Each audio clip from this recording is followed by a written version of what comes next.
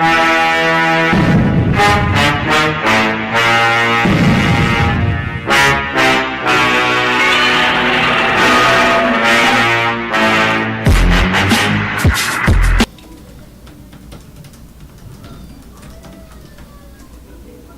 guys, my girlfriend suggested that I teach some useful English phrases as well while I study and battle with the Japanese language.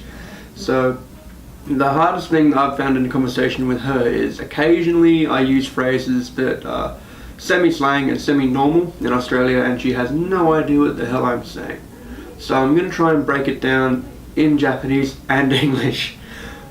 But first, let me tell you how my weeks have gone. Matt, Yep. what does Nihongo ga wakarimasen mean? I don't understand Japanese. I thought you knew Japanese. So it's been 3 weeks since I've made my first video. In that time I've managed to register myself for my dwelling at the local ward office, which was a definite experience. If you've never experienced Japanese bureaucracy at its finest, take a packed lunch. I've managed to buy a bicycle and start cycling around the place, which is good. My girlfriend and I went down to Odaiba and I got to see this.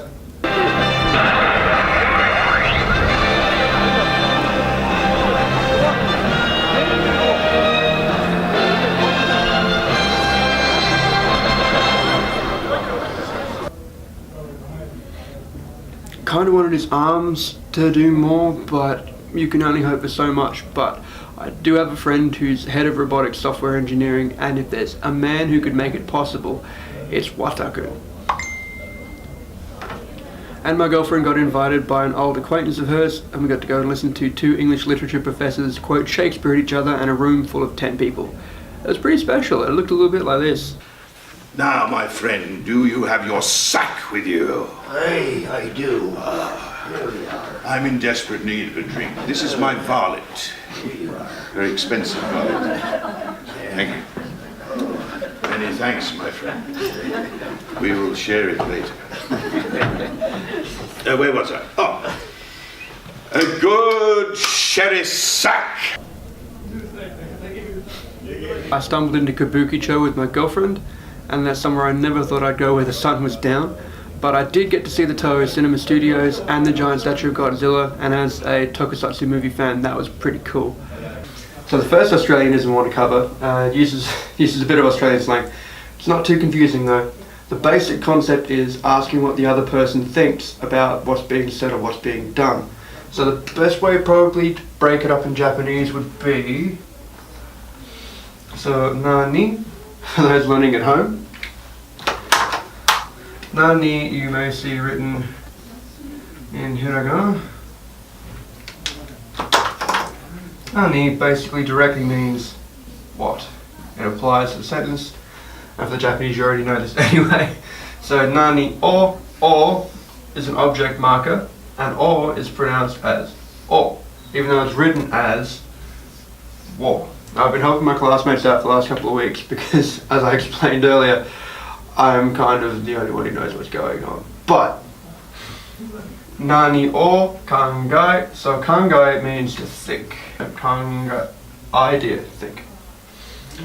Masuka is just a way of forming this into a usable sentence. So kangaimasu, I kangai desu means good idea, I kangaimasu means what are you thinking, but only when it's with ka, which is the Japanese question marker. So, nani o kangaimasu ka? What do you reckon? Seriously, put it in the comment section. What do you reckon? Have I done an okay job explaining this? Because I'm just a chef, I'm not a teacher. And hopefully, I'll have a kitchen soon, so who knows.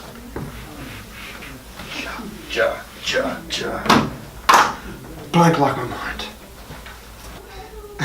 This one I used the other night in conversation, and my girlfriend expressed the want to be able to use this properly.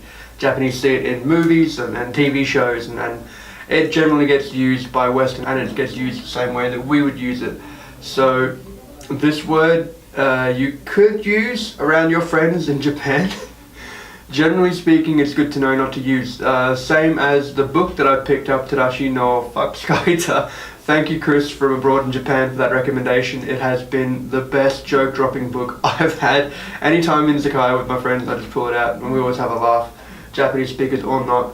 So the best way to describe the use of this word, in Australia it's not that strong. We do use expletives a fair bit, but Japan not so much. You've become very polite living in Japan. So ways to use this would probably be, kuso is the Japanese basic go-to swear word. You'll never hear it unless something really bad's happened. Or occasionally, as I've seen in the metro, if someone knocks someone the wrong way, you will hear that used with a lot more other interesting words, which are good to know not to use. Probably another way of using it that we would use it is you would say it like Uso da yo. Uso da yo. Now yo is a particle marker. Yo is basically the Japanese definitive. So it means it's definitely. So it's not like ne, which we'll see in another episode, that you use to express someone's opinion or you want someone to agree with what you're saying.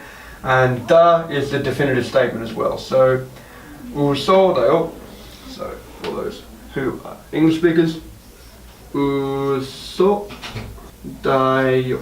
Uso da yo, you lie. Oh, I'm not lying, I'm telling the truth here. So, bullshit, kuso, uso da yo. How else could you use bullshit?